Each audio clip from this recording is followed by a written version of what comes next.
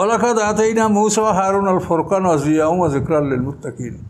নিশ্চয়ই আমি মূসা আলাইহিস সালামকে এবং হারুন আলাইহিস সালামকে দিয়েছি ফুরকান, মানে এমন কেতাব যেই কেতাব হালাল হারাম, ন্যাক বদ, ভালো মন্দ এগুলিকে সব পৃথক করে দেখাতে পারছে। তাওরাত জিয়া, এবং সেটা যে আলো, সেটা মানুষের হৃদয়কে আলোকিত করে, আল্লাহর সিরাতাল মুস্তাকিম রাস্তাকে আলোকিত করে দেখায় দেয়, যাতে ওই রাস্তায় মানুষ চলতে পারে। যিকরাল লিল মুত্তাকিন, এবং মুত্তাকিনদের জন্য, আল্লাহ ভীরু যারা, আল্লাহকে যারা ভয় করে তাদের জন্য এই তাওরাত কিতাব ছিল একটি নসিহত, উপদেশনামা। তো মুত্তাকিন কারা? আল্লাযীনা ইয়াখশাউনা রাব্বাহুম বিল গায়ব, যারা রবকে ভয় করে না দেখে। আমরা রবকে দেখতে পাই না, তার কুদরত দেখতে পাচ্ছি। তো আল্লাহ বলেন যারা মুত্তাকিন কারা, যারা রবকে ভয় করে না দেখে, ওয়া হুম মিনাস সাআতি মুশফিকুন, এবং তারা কিয়ামতকে ভয় করে। যারা মোমেন তারা কিয়ামতকে ভয় করে। কোরআন পাক আল্লাহ বলেন ইয়াস্তাআজিলু বিহাল্লাযীনা লা ইউমিনুনা বিহা ওয়াল্লাযীনা আমানু মুশফিকুনা মিনহা। আল্লাহ বলেন কিয়ামত ত্বরান্বিত করে তারাই যারা কোরআনকে বিশ্বাস করে না, আর যারা কিয়ামতকে বিশ্বাস করে না। যারা কিয়ামতকে বিশ্বাস করে না তারা কিয়ামতকে ত্বরান্বিত করে, খুব দ্রুত আসুক, কিয়ামত আসুক। আর যারা ঈমানদার, কিয়ামতকে যারা বিশ্বাস করে তারা কিয়ামতের নাম শুনলেই ভীত হয়ে যায়, তারা বলে না যে কিয়ামত আসুক। হাযা যিকরুম মুবারাকুন, এই হচ্ছে মঙ্গলময় মহিমাময় উপদেশ, মঙ্গলময় বরকতময় উপদেশ। আনজালনাহু, আল্লাহ বলেন আমি এটা অবতীর্ণ করেছি মুহাম্মদ সাল্লাল্লাহু আলাইহি ওয়াসাল্লামের উপরে। আফা আনতুম লাহু মুনকিরুন, তোমরা কি এই উপদেশকে অস্বীকার করবে? আমার এই জিকির, এই উপদেশ, এই কোরআনকে তোমরা অস্বীকার করবে? ওয়ালাকাদ আতাইনা ইব্রাহিমা রুশদাহু, আল্লাহ বলেন ইতিপূর্বে আমি ইব্রাহিম আলাইহিস সালামকেও তার হেদায়েত দান করেছিলাম। ইতিপূর্বে অকুন্না বিহি আলিমিন, এবং তার সম্পর্কে আমি সমস্ত বিষয়ে আমি অবগত ছিলাম, সমস্ত বিষয়টা আমার দৃষ্টিতে ছিল, আমার জ্ঞানের মধ্যেই ছিল। ইজ ক্বালা লিআবি ওয়া কওমি, যখন ইব্রাহিম আলাইহিস সালাম তার পিতাকে এবং জাতিকে বলেছিলেন মা হাযিহি তামাসিলুল্লাতী আনতুম লাহা আকিফুন, এই প্রতিচ্ছবি, এই মূর্তিগুলি কি? আনতুম লাহা আকিফুন, যেগুলির উপরে তোমরা তোমাদের মাথা নত করো, ইবাদত করো, সেজদা করো, এই মূর্তিগুলি কি? এগুলি প্রতিমূর্তির ছবি, প্রতিচ্ছবিগুলো কি যেগুলি তোমরা ইবাদত করছো? নমরুদের বিশাল ইবাদতখানা, একটা হল ঘরে, বিশাল খোলা ঘরে নমরুদের ইবাদতখানা ছিল। একেবারে শেষ প্রান্তে ছিল সবচেয়ে বড় মূর্তি, এবং তার দুপাশে আস্তে আস্তে ছোটো মূর্তি সাজিয়ে সাজিয়ে একেবারে পূর্বের দ্বার পর্যন্ত ছোটো মূর্তিগুলির অবস্থান ছিল, আর বড় মূর্তি ছিল একেবারে ওই শেষ মাথায়। এভাবে নমরুদের একটা বিশাল হলঘর ছিল, সেখানে এই মূর্তিগুলি রাখা ছিল। ইব্রাহিম আলাইহিস সালাম বলেন এই মূর্তিগুলি যে তোমরা ইবাদত করছো, এগুলি কি? কালু, তখন তারা বলে ওয়াজাদনা আবানা লাহা আবিদিন, যে আমরা আমাদের বাপদাদাকে পেয়েছি যারা এগুলির তারা ইবাদত করতো। দেখেন ইব্রাহিম আলাইহিস সালামের মুশরিকদের, ইব্রাহিম আলাইহিস সালামের জামানার মুশরিকদের যে কথা ছিল, বর্তমান মুশরিকদের ওই একই কথা। এগুলি ইবাদত করো কেন? তোমরা জ্ঞানী, তোমরা সব কিছু বোঝো, তোমরা নিজেদের এগুলো তৈরি করছো, নিজেরা হেফাজত করো, যত্ন করো। তো এগুলো এবার যেগুলি তোমরা বানালে সেগুলি তোমাদের জড় পদার্থ, তোমাদের উপকার কী করে করবে? তার এর জবাব কি? কলু, তারা বলল ওয়াজাদনা আবানা লাহা আবিদিন, আমরা আমাদের বাপদাদাকে এগুলির ইবাদতকারী পেয়েছি, আমার বাপদাদারা এগুলির ইবাদত করতো, তাই আমরা করছি। এ হলো জবাব। ইব্রাহিম আলাইহিস সালাম আজ থেকে 5000 বছর আগে ইব্রাহিম আলাইহিস সালামের সময় পার হয়েছে। এই 5000 বছর আগের মুশরিকরাও যা বলেছে এখনকার মুশরিকরা তাই বলে, অন্য কিছু বলে না।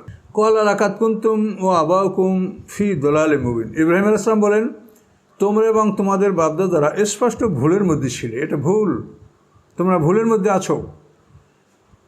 তখন তারা বলল ক্বালু আজি'তানা বিল হক, তুমি আমাদের কাছে কি সত্য নিয়ে এসেছো? আমানতা মিনাল লাইবিন, না তুমি আমাদের মধ্যে খেলা তামাশা করছো? এগুলো কি সত্য না খেলা তামাশা বলো? ক্বালা, ইব্রাহিম আলাইহিস সালাম বললেন বল রব্বুকুম রব্বুস সামাওয়াতি ওয়াল আরদ, আমি তোমাদেরকে যে খবর দিচ্ছি তিনি হচ্ছেন রব্বুল, তোমাদের রব, তোমাদের প্রতিপালক, তোমাদের পালনেওয়ালা, তোমাদের জীবিকা সরবরাহকারী তিনি রব্বুস সামাওয়াতি ওয়াল আরদ, এবং তিনি আকাশ পৃথিবীর রব। এই আকাশ পৃথিবীর লালন পালনের জন্য যা কিছু দরকার তাও তিনি সরবরাহ করেন। আল্লাযী ফাতারাহুন্না, এবং তিনিই আকাশ পৃথিবীকে সৃষ্টি করেছেন, তিনি এর আদি স্রষ্টা। ওয়ানা আলা যালিকুম মিনাশ শাহিদিন, এবং আমি তোমাদের উপরে এ বিষয়ে সাক্ষী। যে এগুলি আমি সাক্ষী দিচ্ছি যে এগুলি সব আল্লাহর সৃষ্টি, আল্লাহ তোমাদের রব, আকাশ পৃথিবীর রব, এবং তিনি এগুলি সব সৃষ্টি করেছেন। এগুলি আমি আল্লাহর পক্ষ থেকে আমি সাক্ষী দিচ্ছি যে এগুলি সব কিছুর শ্রেষ্ঠ আল্লাহ। অতাল্লাহ আকিদান্না আসনামাকুম বাদান তু আল্লাহ মুদবিরিন। তিনি বললেন, আল্লাহর কসম, আমি তোমাদের এই মূর্তিগুলির সাথে আমি কৌশল অবলম্বন করব তোমরা চলে যাওয়ার পরে। ঘটনাটা এরকম যে ওদের একটা নির্ধারিত মেলার দিনই ওরা সবাই মেলায় যাচ্ছিল, অপরাহ্নে, বৈকালে, রাতের বেলায়। তো ইব্রাহিম আলাইহিস সালাম তাদের সাথে ছিল, ও তার সমবয় ছিল, সবাই চলো আমাদের সাথে, চলো মেলায়, চলো যাবে। কিন্তু ইব্রাহিম আলাইহিস সালাম তো মেলায় যাওয়ার মানুষ না। তিনি প্রতিমধ্যে যে শুয়ে পড়লেন যে আমার পাও কাজ করছে না, আমি অসুস্থ, ইন্নি সাকিম। নাজারা নাজাতান ফির নুজুম অকল ইন্নি সাকিম। ইব্রাহিম আলাইহিস সালাম এরকম উপর দিকে আকাশে তাকালেন, তাকায় বলেন যে আমি অসুস্থ, এই বলে তিনি শুয়ে পড়লেন, না আমি যাইতে পারবো না।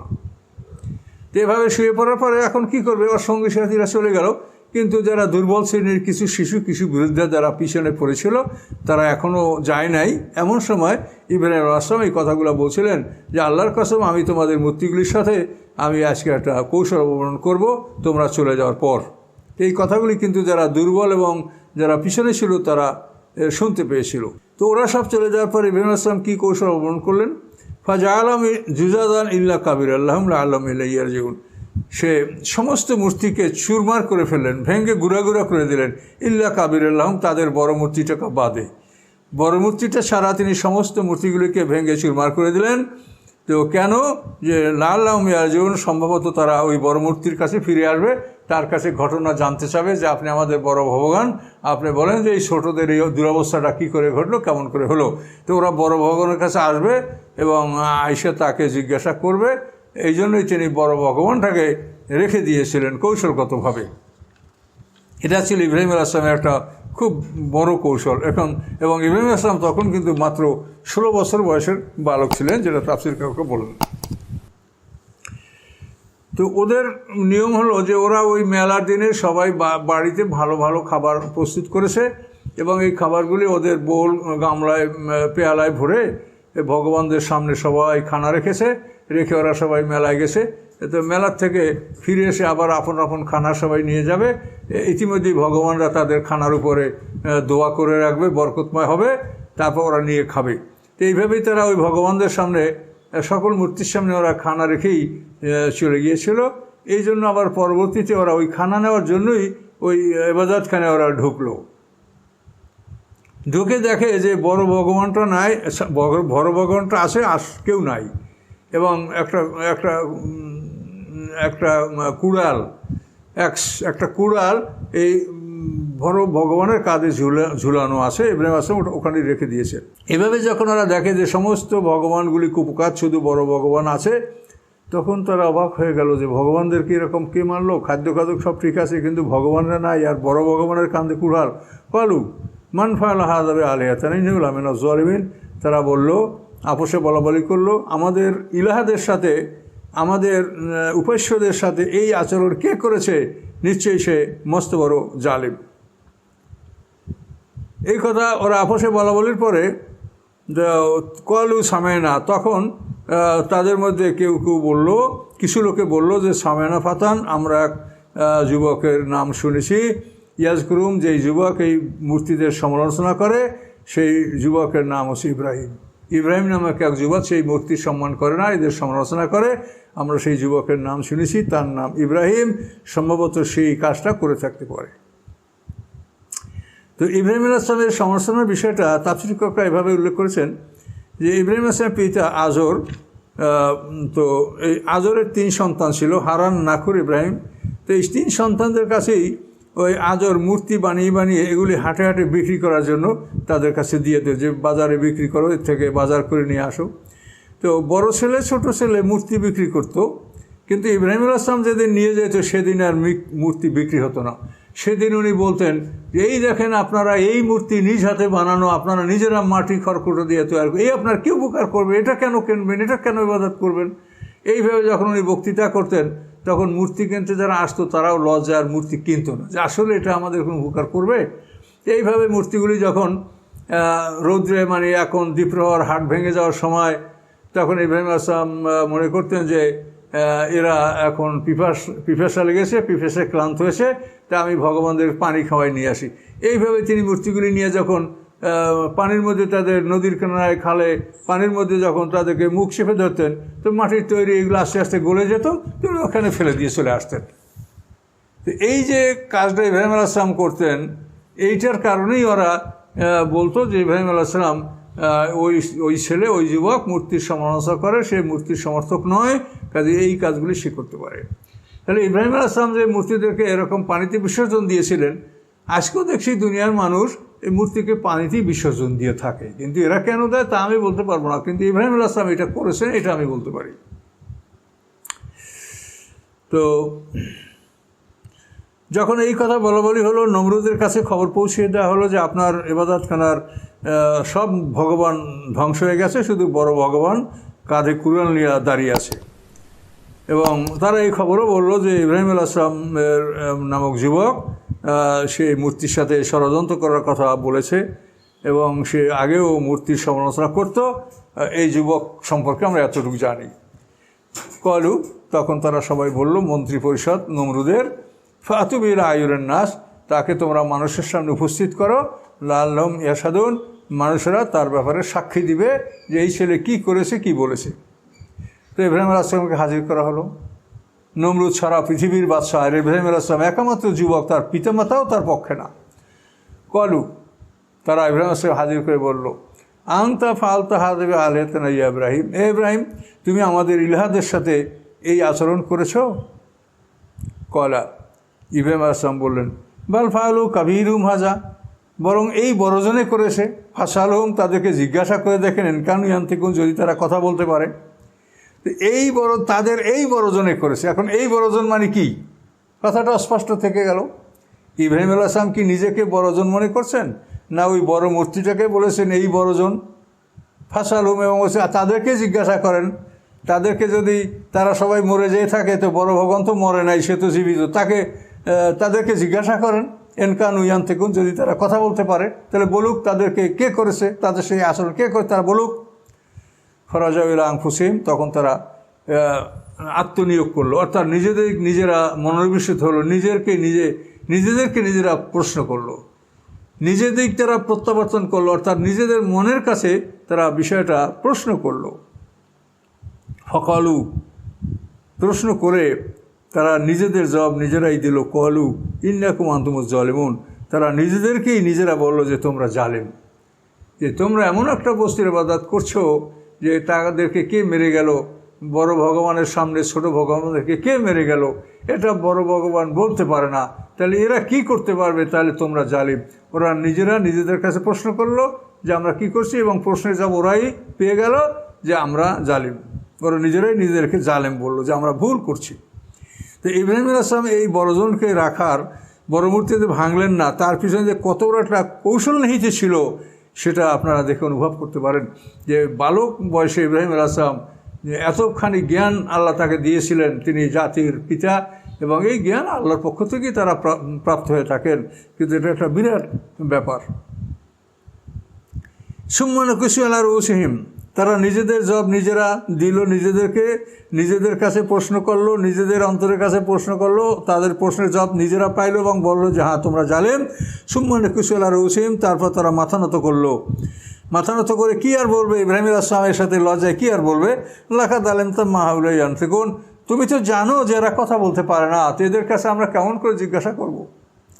এভাবে তারা বলল, নিজেদের ভুল বোঝার পরেও এভাবে তারা বলল। কলা, ইব্রাহিম আলাইহিস সালাম বললেন, আফা তা'বুদুনা মিন দুনিল্লাহি মা লা ইয়ানফাউকুম শাইআন ওয়া লা ইয়াদুরুকুম, তাহলে তোমরা কি এমন আল্লাহকে বাদ দিয়ে এমন বস্তুর তোমরা ইবাদত করবে যা তোমাদের কোনো উপকার করতে পারে না, তোমাদের কোনো ক্ষতি করতে পারে না, আল্লাহকে বাদ দিয়া তোমরা এমন বস্তুর ইবাদত করবে কি? উফফিল লাকুম ওয়া লিমা তা'বুদুন, ধিক তোমাদের জন্য এবং ধিক ওদের জন্য যাদের তোমরা ইবাদত করো। তোমাদেরকেও ধিক, তোমাদেরকেও তুচ্ছ লাঞ্ছনা, এবং যাদের তোমরা তাদের প্রতি ধিক্কার, যে কি তোমরা এটা করছো, মিন দুনিল্লাহ, আল্লাহকে বাদ দিয়ে তোমরা কার ইবাদত করছো, আফালা তা'কিলুন, তোমাদের কি জ্ঞান নাই? যখন ইব্রাহিম আলাইহিস সালামের কাছে তারা যুক্তি তর্কে হেরে গেল, তখন তারা হেদায়েত গ্রহণের পরিবর্তে কী করলো? কলু হাররিকুহু, তারা সবাই বলল ইব্রাহিম আলাইহিস সালামকে আগুনে পুড়িয়ে দাও, আনসুরু আলিহাতাকুম, এবং তোমরা তোমাদের ইলাহাদের সাহায্য করো, ইন কুনতুম ফাইলিন, যদি তোমরা কিছু করতে চাও। কারণ ইলাহাদের সাহায্য করবে, মাবুদের সাহায্য করবে আবেদরা, মানে তাদের ইলাহ তাদেরকে সাহায্য করতে হবে, মানে তাদের বান্দাদের। এটা কীরকম মাবুদ হলো? মাবুদ যদি তার বান্দাদেরকে রক্ষা করতে না পারে, আর বান্দা যদি তার মাবুদকে রক্ষা করে, তা কীরকম কাজ হলো বলেন? ওরা বলল হাররিকুহু, এই তো পৃথিবীর সারা বিশ্বের রাজা এবং জ্ঞানী, তাদের সিদ্ধান্ত। তো ওই সময় ওরা যে সিদ্ধান্ত নিয়েছে, এখনও তো পৃথিবীর বহু কোটি কোটি জ্ঞানী মানুষ এভাবেই মূর্তি পূজা করছে। তাহলে পূর্ববর্তী কাফের আর বর্তমান কাফেরদের একই অবস্থা। কলু হাররিকুহু, তারা বলল ইব্রাহিম আলাইহিস সালামকে জ্বালিয়ে দাও, আনসুরু আলিহাতাকুম, এবং তোমরা তোমাদের ইলাহাদের সাহায্য করো, ইন কুনতুম ফাইলিন, যদি তোমরা করতে চাও। এরপরে তারা ইব্রাহিম আলাইহিস সালামকে আগুনে ফেলে দিলেন। ইব্রাহিম আলাইহিস সালামকে আগুনে পোড়ানোর জন্য তাকে বন্দি করে রাখা হলো, এবং 1 মাস পর্যন্ত সবাইকে লক্ষ্মী সংগ্রহ করার জন্য আদেশ দেওয়া হলো। 30 হাত উঁচা এবং 20 হাত প্রস্থ এবং 30 হাত উঁচা এভাবে একটা বিশাল একটা অগ্নিকুণ্ডল সৃষ্টি করা হলো, ওয়াল করে চতুর্দিকে, মানে 30 হাত উঁচা ওয়াল করে একটা অগ্নিকুণ্ডল সৃষ্টি করা হলো, এবং 1 মাস পর্যন্ত লক্ষ্মী সংগ্রহ করার প্রোগ্রাম নেওয়া হলো। এবং অনেকে এভাবে নিয়ত করতো, আমার এই রোগ ভালো হলে ইব্রাহিমকে পোড়ার জন্য আমি লক্ষ্মী সংগ্রহ করে দেব। তো এভাবে তারা মানে লক্ষ্মী সংগ্রহ করার পরে তারা ইব্রাহিম আলাইহিস সালামকে পোড়ার জন্য সেই অগ্নিকুণ্ডে তারা আগুন জ্বালাই দিল। ভীষণভাবে আগুন জ্বলছে। আগুন যখন পূর্ণ মাত্রায় জ্বলছে, তখন তারা ইব্রাহিম আলাইহিস সালামকে সেই আগুনে ফেলে দিবে। তো ফেলার জন্য আগুনের কাছেও তারা যেতে পারছে না। তখন তারা বড় একটা গাছ, লম্বা একটা গাছ পুতলো, সেইতে কফিকল দিয়া ইব্রাহিম আলাইহিস সালামকে রশি দিয়া গাছের উপরে তুললো। সেখান থেকে গাছটা কাত করে ইব্রাহিম আলাইহিস সালামকে আগুনের মধ্যে ফেলে দেওয়ার সিদ্ধান্ত তারা গ্রহণ করেছিল। তো এইভাবে যখন ইব্রাহিম আলাইহিস সালামকে আগুনে নিক্ষেপ করার সম্পূর্ণ প্রস্তুতি তারা গ্রহণ করলো, তাকে রশি দিয়া টেনে গাছের উপরে তুলে ফেললো। এখানে অনেক কথা তাফসীরকাররা বলেছেন, অনেক ঐতিহাসিক কথা আছে, সবল দুর্বল বিভিন্ন কথা মিলিয়ে, কিন্তু মোটামুটি তার আগুনে ফেলানোর ঘটনা সত্যিটা কোরআন বলছে। তাকে তুলতে পারছিল না, তখন রশি ধরে ফেরেশতারা তাকে মানে রেখে দিয়েছিল যে তাকে তুলতে দেওয়া হবে না। তখন সেখানে তারা তার বাবা আজরকেও ডাকলো যে আপনি ধর্মীয়, তো আপনিও রশি ধরে, তাও হচ্ছিল না। তারপর সেখান থেকে তারা রহমতি ফেরেশতা দূর করার জন্য মেলার আয়োজন করেছিল, এবং নারী পুরুষ সম্মিলিত মেলার মাধ্যমে তারা এমন কিছু সেখানে করেছিল যার ফলে রহমতি ফেরেশতা দূরীভূত হয়েছিল। এ সমস্ত বিবরণ আছে, এগুলি তাফসীরকারদের বর্ণনা, কিন্তু তাকে আগুনে নিক্ষেপ করার বর্ণনাটা কোরআনে স্পষ্ট, এতে কোনো দুর্বলতা নাই। ঐতিহাসিক বিষয়গুলি আপনি কতখানি মানবেন কি মানবেন না, এটার ব্যাপারে আমরা অতটা গুরুত্ব দিচ্ছি না, ওটা আপনাদের ব্যাপার। ঘটনা এরকম বহু বলা আছে। তো এভাবে ইব্রাহিম আলাইহিস সালামকে যখন আগুনে ফেলার জন্য তাকে গাছের উপরে কাজ করে আগুনের দিকে দেওয়া হলো, তখন কিন্তু সারা পৃথিবীর আল্লাহর সৃষ্টি ইব্রাহিম আলাইহিস সালামের জন্য কেঁদেছিলেন, এবং আল্লাহকে বলেছেন যে আল্লাহ, একটা মানুষ আপনার নাম বলে আপনাকে ডাকে, আপনাকে স্মরণ করে, শিরক করে না, সেই একটা মানুষকে মেরে ফেলবে, আমরা তাকে সাহায্য করার কামনা করছি। তা আল্লাহ বলছেন কে কে সাহায্য করবো, যাও। তখন মিকাইল গেল, বাতাসের ফেরেশতা গেল, জিবরাইল গেল, সবাই যে বললো ইব্রাহিম আমি হাওয়ার ফেরেশতা, বলো আমি হাওয়া দিয়ে তো আগুন উড়াই ফেলে দেবো। মিকাইল বলল আমি মেঘের ফেরেশতা, আমি পানি দিয়ে ওখানে বন্যা করে দেব। এভাবে সবাই আসলো, কিন্তু ইব্রাহিম আলাইহিস সালাম সবাইকে ফেরত দিলেন। এরপরে আসেন জিবরিল। তো জিবরিল এসে বললেন যে আমি জিবরিল। তিনি বললেন জিবরিলের কাছে আমার কোনো প্রয়োজন নাই, আমি যে আল্লাহর বান্দা, আমি আল্লাহর কাছে আত্মসমর্পণ করছি, সে আল্লাহ আমার জন্য যথেষ্ট। তখন জিবরাইল বলতেন যে তুমি আল্লাহর কাছে তাহলে ক্ষমা চাও বা সাহায্য কামনা করো। ইব্রাহিম আলাইহিস সালাম তাও আমার করার প্রয়োজন না, আল্লাহ সব অবস্থা আমার দেখছেন। এভাবে যখন সবাইকে ইব্রাহিম আলাইহিস সালাম বিদায় দিয়ে দিলেন, এবং তিনি যে একনিষ্ঠভাবে আত্মসমর্পণ করেছেন আল্লাহর কাছেই, এটা যখন প্রমাণিত হয়ে গেল আল্লাহর কাছে, তখন আল্লাহ তাআলা আদেশ দিলেন, ওরা আগুনে ইব্রাহিমকে ফেললো, কিন্তু আল্লাহ আদেশ কুল্লা ইয়া নারু কুনি বারদাম ওয়া সালামান আলা ইব্রাহিম। আল্লাহ বলেন আমি বললাম হে আগুন কুনি বারদাম ওয়া সালামা, তুমি ঠান্ডা হয়ে যাও, শান্তি হয়ে যাও ইব্রাহিম আলাইহিস সালামের উপরে, ঠান্ডা এবং শান্তি। তো তাফসিরে বলা আছে যে এই আগুনের মধ্যে ইব্রাহিম আলাইহিস সালাম 7 দিন পর্যন্ত অবস্থান করেছিলেন। তো এখানে আগুনকে যখন আল্লাহ ঠান্ডা হতে বলেছেন তখন আগুন শীতে পরিণত হয়েছে, ইব্রাহিম আলাইহিস সালাম শীতে কাঁপছিলেন। পরে সালাম শব্দ বলার পরে আগুনটা একটা শান্তির রূপ ধারণ করেছে। আল্লাহ তাআলার সাথে সাথে জিবরাইল আমিনকে বললেন যে আমার বন্ধু ইব্রাহিম আলাইহিস সালামকে উলঙ্গ করে আগুনে ফেলেছে। ওরা ইব্রাহিম আলাইহিস সালামকে যখন আগুনে ফেলছিল তখন তার পরনে কাপড় ছিল, কিন্তু সেই কাপড় থাকা অবস্থায় ওরা আগুনে ফেলতে পারছিল না। তখন মনে করছে যে তার সাথে ফেরেশতা আছে, এই জন্য কাপড় খুলে ফেললে, উলঙ্গ করলে তাকে আগুনে ফেলা যাবে, এই জন্য তাকে উলঙ্গ করেছিল। ইব্রাহিম আলাইহিস সালাম তখন কেঁদেছিলেন। তখন আল্লাহ বলেছেন যে হাশরের ময়দানে সমস্ত মানুষই উলঙ্গ উঠবে এবং সবার আগে আমি তোমাকে কাপড় দিয়ে সম্মান করব। ইব্রাহিম আলাইহিস সালাম হাশরের ময়দানে সবার আগে কাপড় পাবেন। তো ইব্রাহিম আলাইহিস সালামকে জিবরিল আমিন আল্লাহর হুকুমে জান্নাতি পোশাক নিয়ে তাকে পরিয়ে দিলেন এবং দুই দিকে 2 ফেরেশতা তার বসা থাকলো। ইব্রাহিম আলাইহিস সালাম খুব আনন্দে তাদের সাথে আলাপ আলোচনা করতে থাকলেন, সময় পার হতে লাগলো। তো এদিকে আল্লাহ বললেন কুনি ইয়া নারু কুনি বারদা ওয়া সালামা। এই বারদা বলার সাথে সাথে সমস্ত পৃথিবীর আগুন ঠান্ডা হয়ে গেল। আগুন জ্বলছে কিন্তু আগুনে কোনো তাপ নাই, পানি গরম হয় না, খাদ্য সিদ্ধ হয় না। শেষ পর্যন্ত আল্লাহ সালাম এবং আলা ইব্রাহিম যখন বললেন, তো আলা ইব্রাহিম, তাহলে ইব্রাহিম আলাইহিস সালামের উপরেই এই আগুনের শান্ত হওয়া বা ঠান্ডা হওয়ার শান্তির রূপ ধারণ করা, এটা ইব্রাহিম আলাইহিস সালামের মধ্যে সীমাবদ্ধ থাকে। আবার পৃথিবীর অন্যান্য আগুনে তাপ এবং স্বাভাবিক গতি আগুনে ফিরে আসে। তো এভাবে ইব্রাহিম আলাইহিস সালাম আগুনে জ্বলন্ত অবস্থায়, জ্বলন্ত আগুনের মধ্যে তিনি একটা জান্নাতি পরিবেশে সেখানে তিনি বসা ছিলেন। নমরুদের একটা মেয়ে, তার নাম রাগাত। এই মেয়ে বলে যে ইব্রাহিম কেমন করে আগুনে জ্বলছে, আব্বা আমি এটা দেখবো। তখন নমরুদ বলে কি দেখবে, এখন কি আসে, ছাই হয়ে গেছে। তখন ওই রাগাতকে নিয়ে নমরুদ যখন তার অট্টালিকা থেকে অগ্নিকুণ্ডলের দিকে তাকালো, তখন দেখে যে ইব্রাহিম আলাইহিস সালাম সুন্দর পোশাক পরে বসে আছে এবং তার 2 ধারে 2 জন ফেরেশতা তারা কথাবার্তা বলছে। তখন তারা অবাক হয়ে গেল। কোনো বর্ণনা আছে যে ইব্রাহিম আলাইহিস সালাম নমরুদের কন্যাটা ইব্রাহিম আলাইহিস সালামের আগুনের মধ্যে প্রবেশ করেছিল তাকে দেখার জন্য আল্লাহর হুকুমে।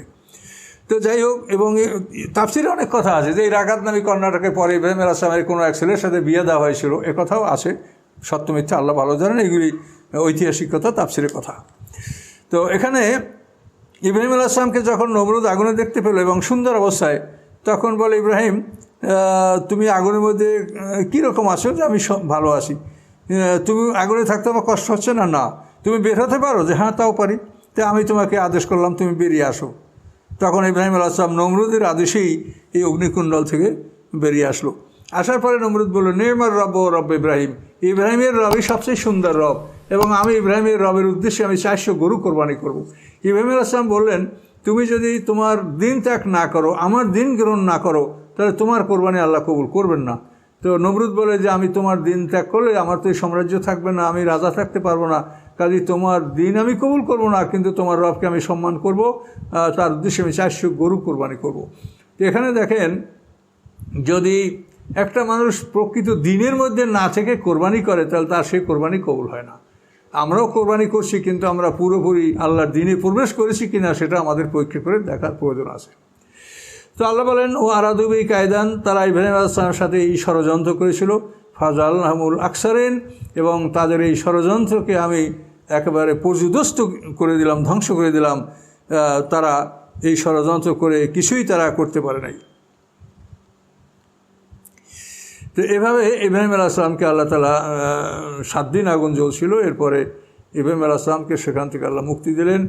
তো আল্লাহ বলেন তারা ইব্রাহিম আলাইহিস সালামের যে ষড়যন্ত্র করছিল, এই ষড়যন্ত্রকে আল্লাহ পর্যুদস্ত করলেন, এটাকে ব্যর্থতায় পরিণত করে দিলেন এবং তাদেরকে অপমানিত করলেন এবং ইব্রাহিম আলাইহিস সালামকে আল্লাহ তাআলা মুক্তি দিলেন। তো ইব্রাহিম আলাইহিস সালামের এই জীবনটা হলো আত্মসমর্পণের একটা প্রতীক বা সিম্বল, যে তিনি আল্লাহর উপরে এমনভাবে আত্মসমর্পণ করেছিলেন যে আল্লাহ ছাড়া কারো সাহায্য তিনি গ্রহণ করেন, প্রত্যাখ্যান করেছেন। ইব্রাহিম আলাইহিস সালামের আগুনে মানে কোনো প্রাণী ফুঁক দিয়েছিল কিনা, এভাবে একটা কথা সাধারণ গ্রামগঞ্জে প্রচলিত আছে যে ইব্রাহিম আলাইহিস সালামের আগুনে ব্যাঙে প্রস্রাব করে দিয়েছিল, কিন্তু এ কথা সত্য নয়। এটা আমরা আমাদের যারা উস্তাদ বড় বড় মুহাদ্দিসিন, যেমন চীন দেশের মুহাদ্দিস ছিল আমাদের শিক্ষক নিয়াজ মাকদুম। উনি চীন দেশে ওনার বাড়ি ছিল। তো শাসিনার সর্বশ্রেষ্ঠ মহাদেশ এবং এশিয়া মহাদেশে ওনার সমকক্ষ আর কোনো আলেম ছিল না। চীনে খোত্তান প্রদেশে ওনার বাড়ি ছিল, নিয়াজ মাকদুম। তো উনি আমাদের হাদিস পড়িয়েছেন। তো হুজুরের কাছে আমরা এই বিষয়ে প্রশ্ন করছি যে এই যে একটা প্রচলিত কথা যে ইব্রাহিম আলাইহিস সালাম আগুনে ব্যঙ্গে প্রস্রাব করেছে, না, এটার সহি বর্ণনা নাই।